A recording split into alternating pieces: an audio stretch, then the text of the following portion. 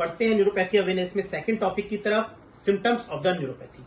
तो न्यूरोपैथी को हम बेसिकली 3 पार्ट में डिवाइड करते हैं, motor neuropathy, sensory neuropathy and the autonomic neuropathy. जो मोटर न्यूरोपैथी होती है उसके सिम्टम्स होते हैं basically weakness of the muscles, जिसमें loss of control of muscle tone हो सकता है, मसल की वीकनेस हो सकती है, बेसिकली वीकनेस हो सकती है हैंड्स की और लिम्स की वीकनेस हो सकती है। इसके अलावा लॉस ऑफ पोस्चर हो सकता है जिसमें फॉल के एपिसोड्स हो सकते हैं। इसके अलावा एट्रोफी और the thinning of the muscles हो सकती है।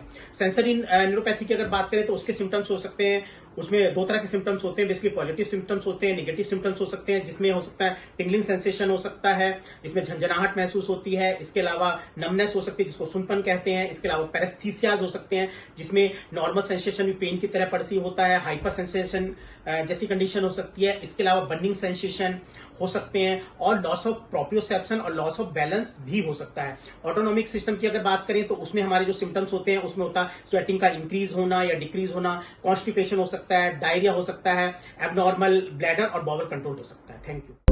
Subscribe for more content.